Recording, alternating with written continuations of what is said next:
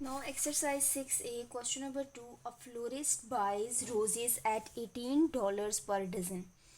एक फूल बेचने वाली लड़की है, उसने 12 रोजेज़ ख़रीदे हैं $18 में, ठीक है। इफ़ शी सेल्स दैम, अब वो उनको बेच रही है $1.2 ईच, एक फूल जो है वो $1.2 का दे रही है और उसे लॉस हो रहा है, ठीक है। हमने उस लॉस को as a percentage of selling price calculate करना है।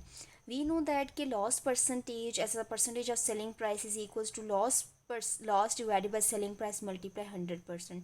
तो पहले हमने सेलिंग प्राइस फाइंड करनी है।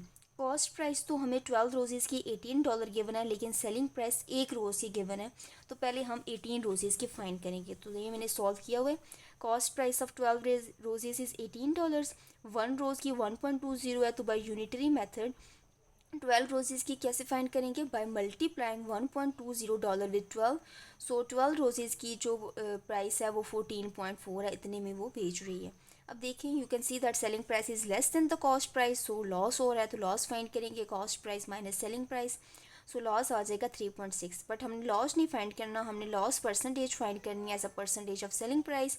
तो उसका फार्मूला यूज़ करेंगे। लॉस हमने फाइंड कर लिया, सेलिंग प्राइस भी हमने फाइंड कर लिया, दोनों को डिवाइड करेंगे, मल्टीप्लाई 100% करेंगे, तो 25% आपका आंसर आ जाएगा।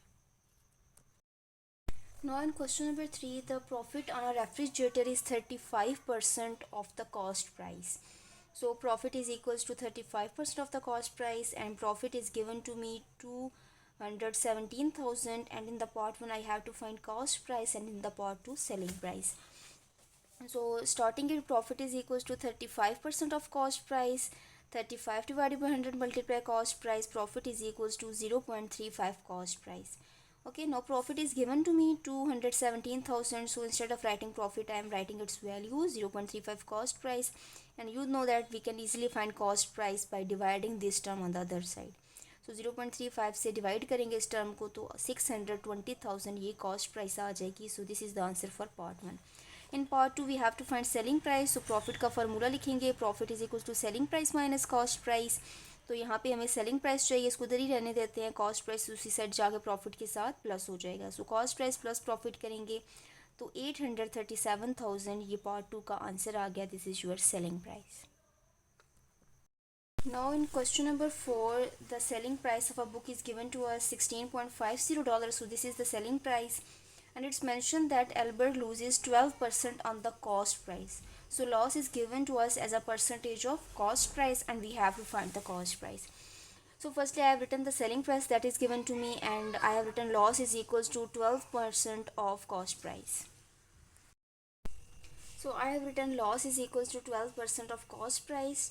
परसेंट को हटाएंगे, divided by 100 multiply cost price, तो 0.12 कॉस्ट प्राइस. लास्ट की जगह उसका फार्मूला लिख लेते हैं, cost price minus selling price. Selling price given थी, उसकी वैल्यू पुट करेंगे, ग्रुपिंग लाइक टर्म्स करेंगे, कॉस्ट प्राइस को दूसरी साइड लेके जाएंगे, तो माइनस 0.12 कॉस्ट प्राइस हो जाएगा. और जो ऑलरेडी कॉस्ट प्राइस था उसका कोफिशिएंट कोई नहीं था, तो 1 लिख दिया. और इसको दूसरी साइड शिफ्ट करेंगे तो ये प्लस $16.50 आ गया. 1 minus 0.12 0.88 cost price is equals to $16.50.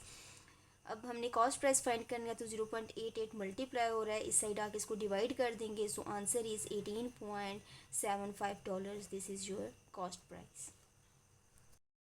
अब इस एक्सरसाइज में प्रॉफिट लॉस से रिलेटेड जो क्वेश्चंस थे we have solve them all.